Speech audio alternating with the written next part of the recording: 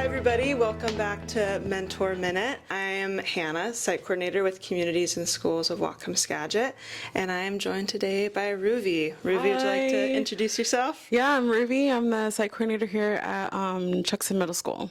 Awesome. Yeah. I'm so happy that you're here today. I'm really excited to talk to you. I feel like we always have really great conversations. Yeah. We connected right away. I don't know what it was, but it was fun, like shadowing you around your school. Yeah, so I loved getting you to have you come visit. That's one of my favorite parts about being a site coordinator that's been here for a little while is having the newer staff get to come shadow me, and it honestly helps me reflect too on like, oh yeah, like what do I do every day?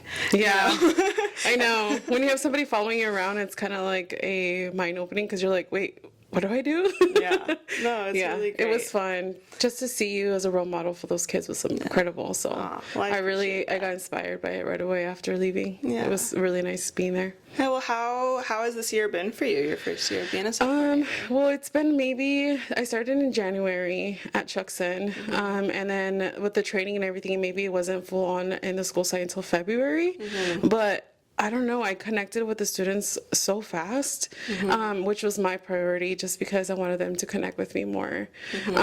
But so far so good. I love it. I really miss it. This last month that we didn't have any work because of school, it was weird because my focus was being there all the time, being present, and now that I wasn't there, I'm like thinking about them still, and I'm like, wait, I gotta like reset my mind and focus on my own family. But it was a beautiful thing to see them grow, and then I'm excited to see them grow more next year. So but yeah, all this couple months that I've been there, it's been incredible. It's just to see the progress of my work and what the kids also do because of what CIS does for them. Yeah, well, and it's been so cool seeing you grow into that role as well, and I know that you're so valued at your school and by your students. Like, you do so much to support them. I am curious, are there any like tools that you feel like you use to build those relationships with your students? Like, how do you feel like you're able to connect with them? One of the things that the tool that I use the most is just being eye contacting with them and just listening. Like, many people think, oh, you have to do so much steps to get that bond moment with them, but the students at my school know that I'm always available for them, and they're aware that wherever they're at, I pull them aside and I'm like checking on them. In their classrooms, in the hallways, and lunchrooms, I give them that space during lunch to make sure that, hey, like, you know, let's have fun for these 10 minutes or 20 minutes that you have during this period, or whatever it is that you want to connect with me, like, I'm here to listen. And most of the students open up so quickly just because they know that I'm there just to listen to them and to have that like presence. An adult present available is what they really want, and so that's the basic thing that I recommend everybody doing, is just listening to your students and just making sure that you're present and not like interacting or doing something else, but just being there for them in a visible way of just being connected. So totally. Yeah, I think that's the number one thing I always do. It's just listen, like, or ask questions. I'm a talker already, so and that's another thing too. I have conversations all the time, and if they're shy, I bring up their shyness out because I'm like, I'm gonna get your shyness out of you. So when you're in my office, it's gonna be a whole different environment. So I've always been a talker my whole life. At school, that's something that I always do. It's just connect. I always connect. I'm always talking. I'm always engaging with the teachers, with the staff, with the students in general. Especially my kids who I work with that are more one-on-one.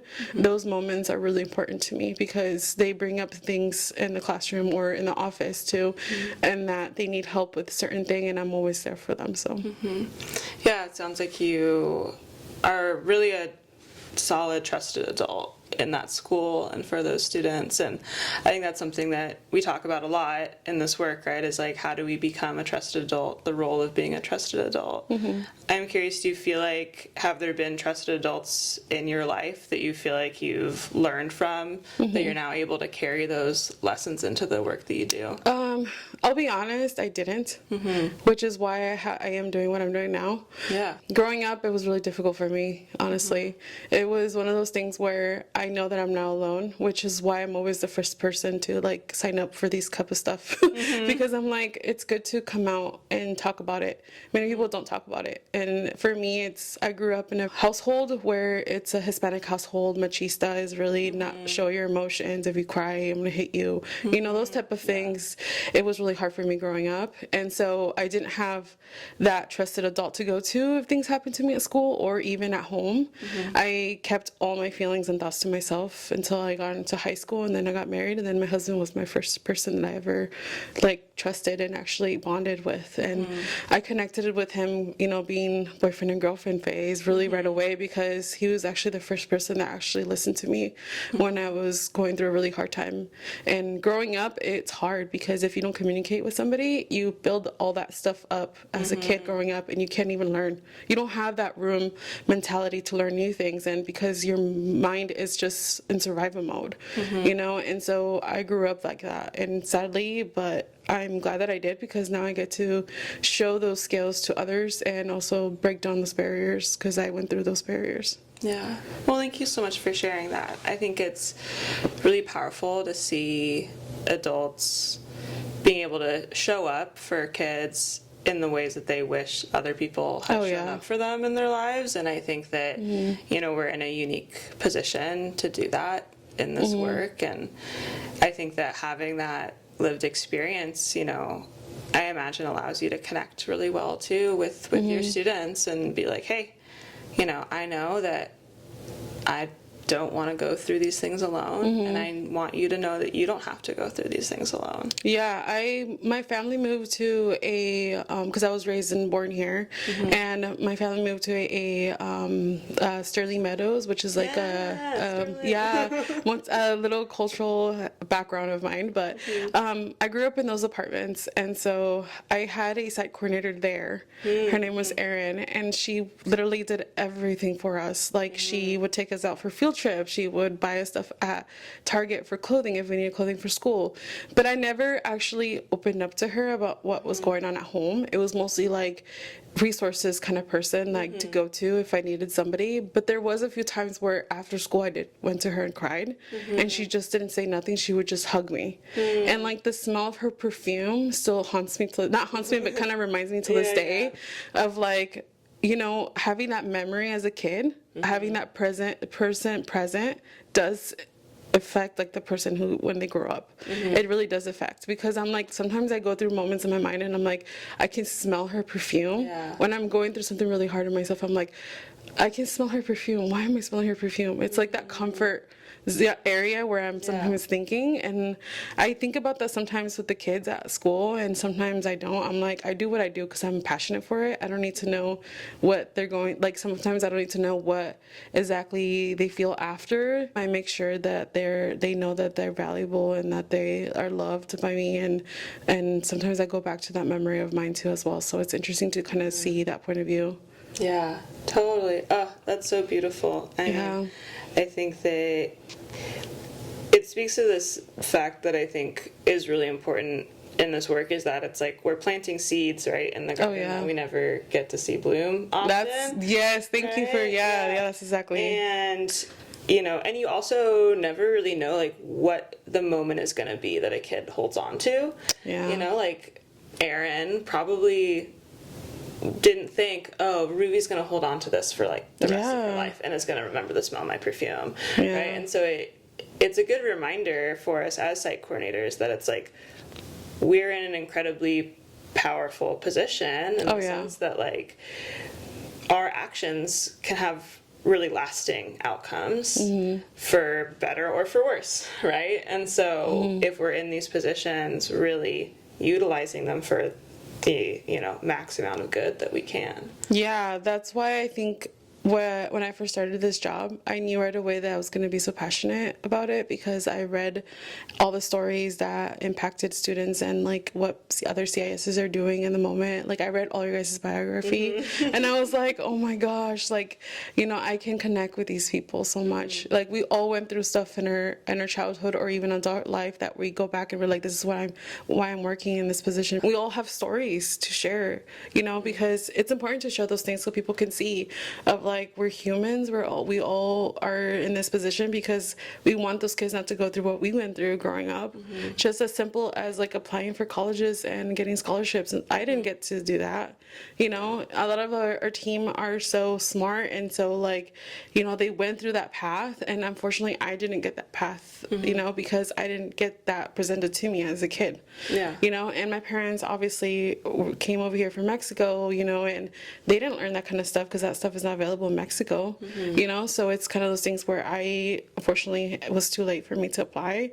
I was already older, and I got out of high school after 2 years, and that's why I decided to go to Job Corps. And then unfortunately after that, I just kind of was like working on jobs that I could get, and I think this is by far the best job that I've ever had, just because I make an impact on other people and kids as well, so that's what I've always wanted to do.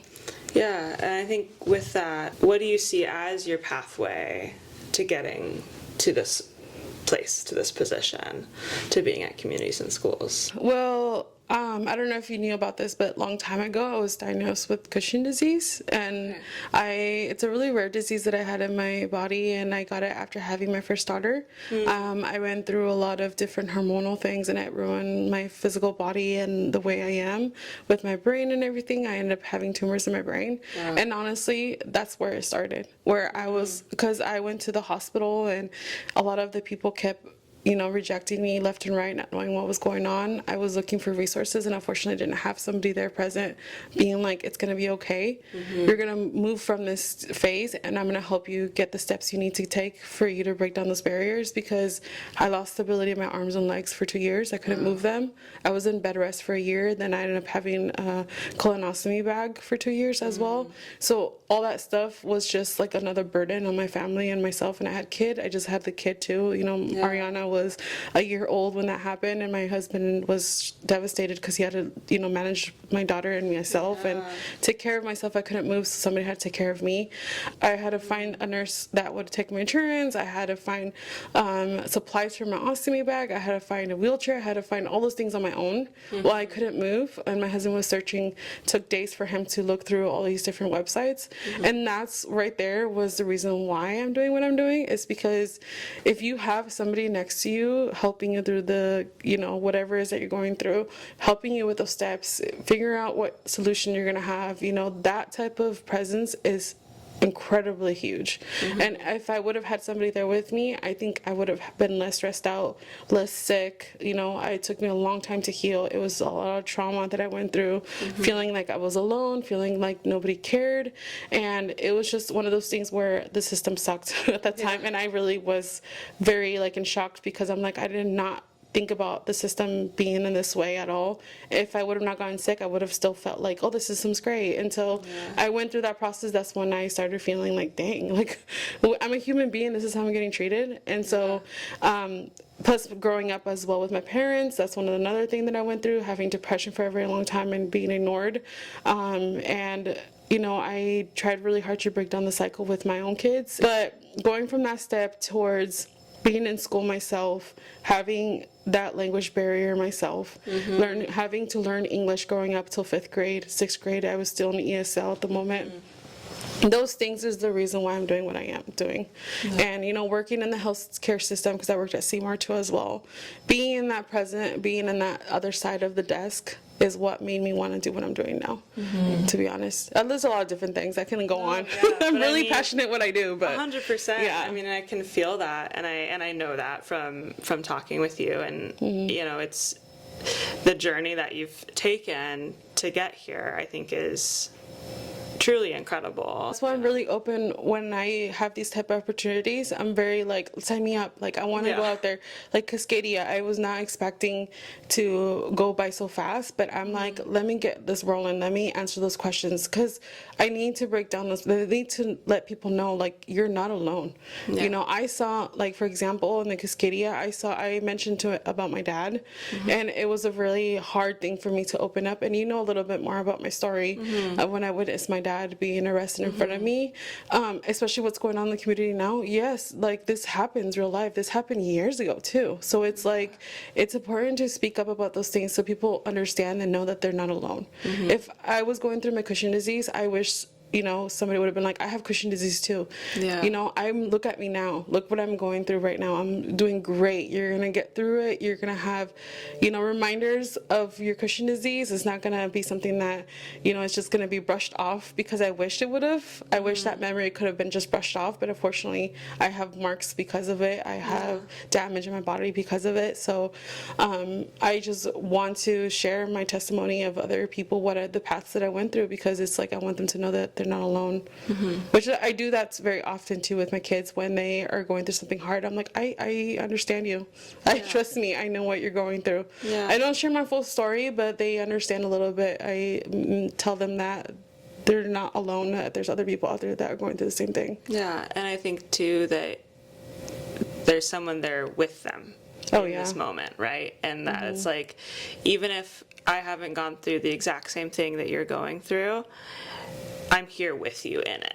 And I think that is such an incredible thing to be able to do in our roles, is that, yeah, it's like, regardless of what I've been through, what you've been through, I'm with you right now.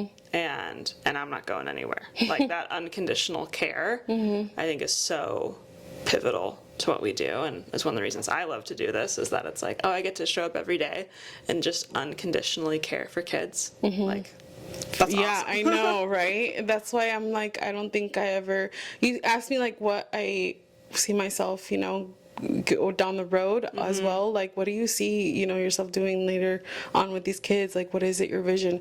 I'm excited to see them graduate from high school. Yeah. Like, I work in the middle school, but I have my first team of 8th graders that moved on to 9th grade, and I literally just bawled my eyes on their 8th grade graduation. Even that short time that I was with them, I am so proud of them. Like, they went through colleges with me. We walked through colleges. They, you know, they were a little bit hesitate of going. And I'm like, you guys are going to see different things. I have a student of mine who he is in 9th grade now, and we took him to BTC, and he really wants to do culinary. And we pushed it through. I don't know how it ended up happening, but they kept telling us, you can't see the culinary part. You can't see it because, you know, they're doing like this restaurant thing right now where they're cooking for the restaurant at BTC. And I'm like, I don't care. We're going to walk through. We're going to peek through the window, and we're going to just going to figure this out. And literally, my students and me who wanted to see it, we actually were able to talk to the chef, who was the main chef, and she came out and answered questions to the students. We were able to like peek through the kitchen area where they were cooking for the restaurant, and she actually showed us plates of like what they're doing. And after the tour, one of the chefs actually came out, and who was like the instructor, they came out and they talked to our students and actually answered all their questions that they had, and they gave us like donuts. So it's so like fun. I honestly was not expecting it to go that route, but it did. Well, and I think one of the things that I'm hearing you say is that it's this kind of process of like infusing kids with hope, right? And of potential futures that they maybe wouldn't be able to see on their own, or don't even know are an option. Yeah. And it's just taking the time and the energy to be like, hey, this is an option for you. Oh, yeah. There are so many options out there for you, and I want to support you in getting there. Oh, yeah. That's even if I'm in middle school, I told the 9th grade students that are going to 9th grade, I'm like, I'm going to go hunt you down. I'm going to go check and see what you're doing in high school and figure out what your classes are. I don't care if I'm in a different school. You know, especially Justin being there, another CIS coordinator that we have. Justin's incredible. And I'm like, I'm going to go with Justin and we're going to both get you. Yeah. So those are the things that they were really excited about. But mostly it was just giving them that hope, knowing that they have a path that they can choose, and knowing that you guys don't need to have money to go to school. There's so much scholarships, you know. You guys don't need to be fancy dancy about college. You guys don't even need to figure out what you guys want to do now. At least just get in college, you know. And that's something that I always encourage them to do. Yeah, I mean, that sounds like a really incredible example of a support you were able to offer at your school. Yeah. Are there any other supports that you were able to do this year that you feel like you put a lot of energy into, that you felt like were had a pretty good impact at your school site? I definitely think our lunch groups, like that lunch group time that we've had with my students, because we talked a lot of like self-care, self-boundaries, and self-respect. Yeah. I had a big group of students come into my office, and I have no idea how they all fit in there. It's a small office. It's a small office, and I'm like, how is this happening?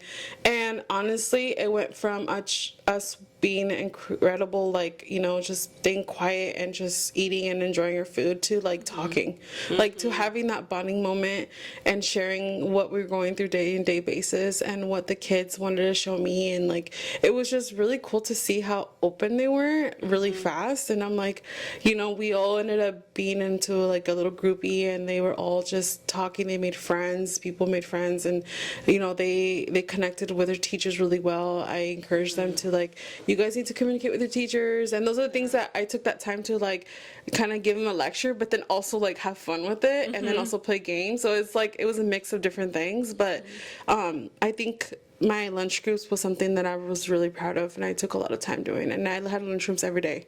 Wow, and every that's a day I lot. had something, and because I wanted them to have a safe place for them to go to. For next year, I think I really want to be more engaged with the whole school during lunch instead of just a small group. I really want to participate being in the cafeteria, you know, because things change throughout the years. You know, when you've been in CIS for a long time, and you probably, when you first started, is totally different from where you are now. Oh, yeah. Which is why I really love being in the site coordinator position, because you get to change it if you want to and make it work different ways. There's different ways to do the same thing. And I'm incredible blessed to have the admin team that I have at my school, because they're very open into different things of like thoughts that I have for next year and like what I want to do a little different. And my biggest focus will probably just be like being around kids more and just engaging with the whole school in general instead of that one-on-one sessions. Being more in the classrooms, you know, interacting with the teachers more and being present with the kids in the classroom than it is in my office. Those are the type of things that I really want to work on next year. Yeah, it's different from what I worked on last year, because it was a short time from February till like maybe May or June. Yeah. It's a short time. Yeah, but I think you laid a really strong foundation, right, of focusing in on that shorter time that you did have to really forge some strong mentor relationships with students. And now that you have that stronger foundation, now kind of zooming out a bit and looking at, okay, so what's the whole school looking like? How can I connect with more students? How can I, you know, make some larger cultural shifts rather than individual shifts with students? Yeah. But I think it's really important to have that foundation first of like, of rapport with students and with staff. And so I'm excited to see, as you kind of zoom out a little bit, what you end up doing at your school. And I think that speaks to as well how our model really focuses on prevention, right? Prevention versus intervention. And so I'm curious what prevention looks like to you. At my school, we're really open. We have a huge staff, you know, category where a lot of mentors are around for students that are going through a really hard time. And I try to make sure to have that type of like focus on whatever they're going through a hard time. And then I help them figure that out on their own. As in, like, for example, if I have a student who's always tardy, and we had a conference with parents and staff, and we tried to figure out, okay, what are steps that you want to do to not be absent or tardy all the time at school? So I want to make sure that I'm also engaging with the student, making sure that you're also part of this. Like, you're gonna have to also open up your mind and thoughts of what will work for you. We're not gonna put these thoughts in, you know, areas for ideas for you, but you also have to engage into what we're working on here. And so I help the student make a list of things that it's giving a hard time for him to be late and tardy in class. And he opened up, this is what's making me late and tardy. Okay, great. Those are things that you're seeing right now that's affecting you. Let's work on that so that way it doesn't happen. And so he was able to kind of recognize, like, oh my gosh, this is my buddy's making me late, or I'm always like joking around with other people in the hallways. I can't do that. And so he started showing up on time after he realized like those steps that he's doing is not okay. And it wasn't us showing that to him, it was himself thinking of the ideas and thoughts that he needed to do for him to go through that. And those are the things, I don't know if that's what you're asking, but yeah. I try to make sure that I talk to the kid first, and I'm like, hey, you know, this is what's going on. I know that you're smart. I know that you're capable of doing these things. Let's go ahead and make a list of things that you think that are pros and cons. And that's always, I've always used pros and cons for the situations. And I'm like, and they realize right there, oh my gosh, this is all my pros and this is all my cons. What the heck? Yeah. So it's like, sometimes it's good for them to see it than you putting those thoughts and ideas in their head. So Yeah, I mean, it's letting them be in the driver's seat. Yeah. Right? And like, it seems so simple, and yet it so often doesn't happen. It's actually like asking the kid, hey, what's going on here? Yeah. Right? Which, like, for Yeah. some students, that might be the first time they've actually been asked, Yeah. like, hey, from your perspective, Yeah. why is this happening? One thing I always love to ask people is, what is something that you feel like you've learned from your students? Oh.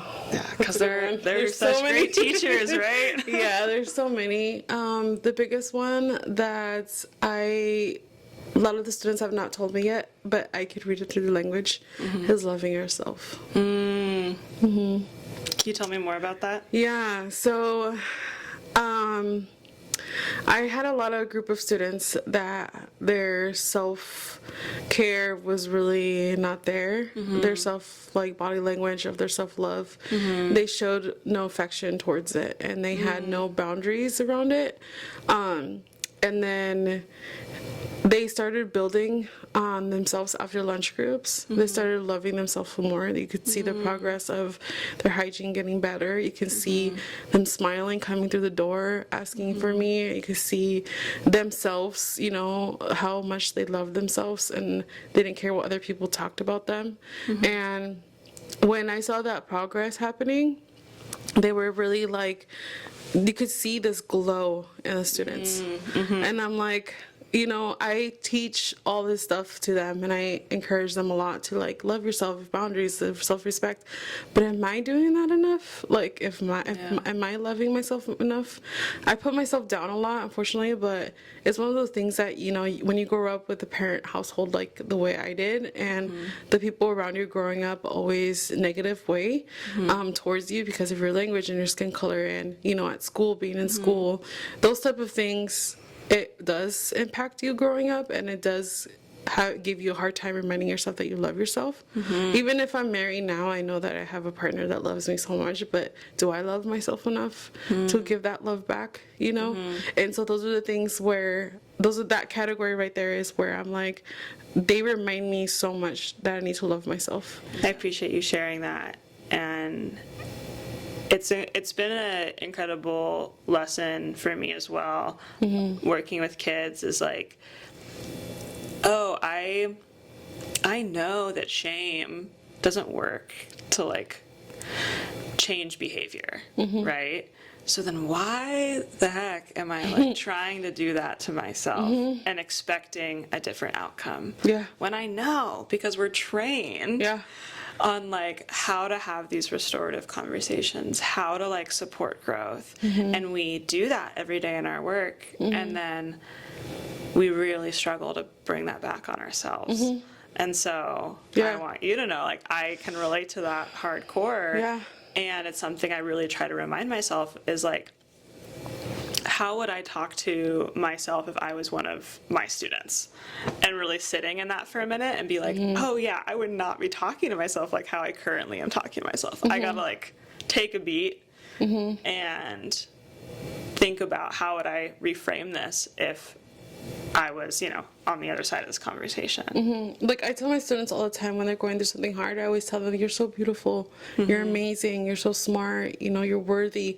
But then I, like, going through that whole day, at the end of the day, I'm, like, crying sometimes in my office, because I'm like, do I believe that stuff to myself? Yeah. You know, I had 2 kids, I'm a wife, I go through so much, I went through so much issues, but I put myself down. I sometimes feel like I don't fit in. I sometimes feel like I can do better. I sometimes feel like I'm doing this wrong, I'm totally messing up, I'm not that smart. And then I'm like, wait, why am I going through all these different thoughts or negativity if I tell my students all the time that they're like that? I can't show them that stuff if I'm not doing it myself. So that's why I sometimes, like, when I go through all these meetings with CIS and I go through all this stuff, I love it because they teach us, the team management team, they're there to support us, and they tell us all the time, like, you guys are really important, like, take care of yourselves, when you guys need something, let us know. Those are the type of things that I'm like, they care, and it's important to be in that mindset of, like, you got to be strong for yourself, because if you're not, and you're not loving yourself, you can't really give that support to students if you're not loving your own. And so sometimes we put that barrier in front of us and we're like, oh my gosh, like, this is strong, how do we knock it down? Yeah. And so the only way that I can knock it down is just basically taking those small steps of, like, drinking water is loving yourself. Oh yeah. Eating is loving yourself. And saying 3 things about yourself that you love about yourself is important all the time. So I've been starting to do that lately. I'm starting to do that, just 3 things that I love about myself. And I take those things and I, like, put it in my own family. And so I'm like, you guys all know, you guys, I'm your guys' mom. I told my 2 girls, I'm your guys' mom. And sometimes mom makes mistakes. And if I make a mistake, it's okay. We can, figure it out. And they're like, Mom, you're amazing. And those are things that I always hear from my own kids. And I have a hard time sometimes even adapting to that. But I'm taking it slow by slow of how to learn how to love myself and how to take care of myself. Yeah, and I think that's one of the most important parts of this work is doing our healing. One, just because that's worth doing outside of, like, a work context, right? Like, doing that healing simply because it is good for us to do for ourselves. Yeah. And then also doing that healing so that we can show up for the students and for our families and for our friends as a more, like, regulated, empathetic, caring person, because we say it all the time, you can't pour from an empty cup, right? And so we have to take care of ourselves so that we can continue to care for other people. But I think oftentimes people that find themselves in work like this are always the, like, care for others, care for others, care for others, and then we're left, like, burnt out at the end of the day. And that's the type of jobs that I've always had in my life, was taking care for others. I first started working at a nursing home, at a dementia center, and then I worked at a clinic. And when you're in a clinic, you care for others, you care for families who only speak Spanish, and then from there I worked for a pathway program that we gave resources to families, and it was always about carrying them. And then from there I've had so many different jobs that are just caring, and I didn't actually, until now, I didn't find a job till now that actually we work on caring for ourselves. Our team puts so much effort of showing us, like, you guys are worthy, you guys need to work on yourselves. Like that camp retreat that we just had. I've never had that before, and I'm like, my husband's like, wait, what, you're going there? And I'm like, that type of stuff was incredible, because we learned so much tools for us, and we learned so much tools for us to show our kids in school, and, like, those type of things that I'm like, I was really grateful to be part of. And I'm like, I don't think I ever want to leave this job. Yeah. I love it so much, just being part of the school, being part of the community, but also being part of, this organization is amazing. I think that one of the really great things about our job is that we have that flexibility to, meet the student where they're at, and also take the time to, take that 30-minute phone call with a parent, to, really be present in that meeting with a student and do that wraparound support. Yeah, I think when I have my one-on-one sessions with my students, I always make sure, like, what's going on at home, what's happening outside, what do you like to do for fun, or who's taking you to these things. I engage with them first, and then when we have the meetings with the families and with the admin team or by themselves, I call the parents, be like, hey, I just had a really great conversation with your child. They're doing amazing in school. I'm here to help you and your child. What are things that you need at home that I can support you with? And so to be able to connect with your student, you need to also connect with the family because that's important. You don't just help the student and be like, oh, I'm done. Like this is good. It's not how it works. To break down the barrier, you need to go to the deep into it. You got to figure out what the heck is happening at home and see if everything's okay. Because even if you think, oh, they're gonna reach me if they need something, sometimes parents don't do that. Sometimes they have a hard time reaching out, because even like for me in a Hispanic hold, reaching out was the most hardest thing for my parents. Of fear of not knowing how, and also of like rejection. That's one of the things that they've had a hard time is, what if they reject me, right? And so when I engage with my students, I want to make sure you guys know that I'm here for your parents too, right? I'm not just here for you. CIS is for everything. And they're like, what? I didn't know that. And so when I call their parents, I give them a positive so they can be open towards something that's going on at home that's negative. So I always give them positivity. That's how I always start my conversations with parents. I start with my positivity. I always start something great that their child did that week, or I'm like, oh, can I share this with your mom? This is amazing. You got an A on this test. Oh yes, please call my mom so she knows that I'm doing great. And so I always end up calling mom or dad or whoever's in the household, and I let them know, like, hey, guess what? Your child got an A on this test. They worked so hard. And I tell them in Spanish or English or whatever. I actually had to use a translator once too. Nice. And so that was really cool. But when I used a translator, the parent was actually really emotional, because they were like, wait, my child is doing great. I've had all these bad reports, so far of what's going on. I'm like, no, your child is doing great. This is what they did this week. And they're like, what? And I don't know what it was. The translator was like, well, this person's crying on the phone right now, so I don't know what you want me to do. And I'm like, just let them cry and let them know that we're here for them if they need anything. Well, they ended up taking a whole package of resources home in Russian language, and they were able to figure that out at home, and like, oh my gosh, we got all these really great resources that we need in Russian, and so that right there was like, this is why we need to also talk to parents, because you just never know. Like, you need to also understand, to be able to help the student, you got to help the family. You got to help whoever is present with the child at home, making sure that they're aware, hey, have you sat down with your child 15 minutes to work on this project? They're working on this project. It's really helpful if you can help them. I'm helping them at school, but if you can give them, a little support at home. That'll be great. And then most maybe 90%, they're like, oh yes, I have time, and the parents who are working and from working families, they have a hard time connecting with their child because they're at work all the time. So when that happens, I let them know, like, hey, I know that you are at work. I leave them a voicemail. If you want to stop by, maybe in the morning, I'll figure it out. I'll get at school earlier than what I thought, and then or later on, I make myself flexible for them, because I'm like, they're trying really hard to miss work to go to school. I'm gonna figure it out on my own, how to be flexible. I'll figure this out. So that's the number one thing that I've always thought myself is like, you need to help the family too. And that's what I love mostly about my job, that we're able to do that. That we're able to just work with the families, not just the students, being at school all the time. Yeah, and I think it's so powerful to have someone advocate for that and advocate for those families, because I think so oftentimes the narrative becomes, well, if a parent's not present, that means the parent doesn't care. And it's like, that is so not the case. No. It's like, especially for our parents that are working all the time, it's like they're doing that because they care, because they're trying to support their families and their student. And our system is not set up to support those families. So it's not that they don't care.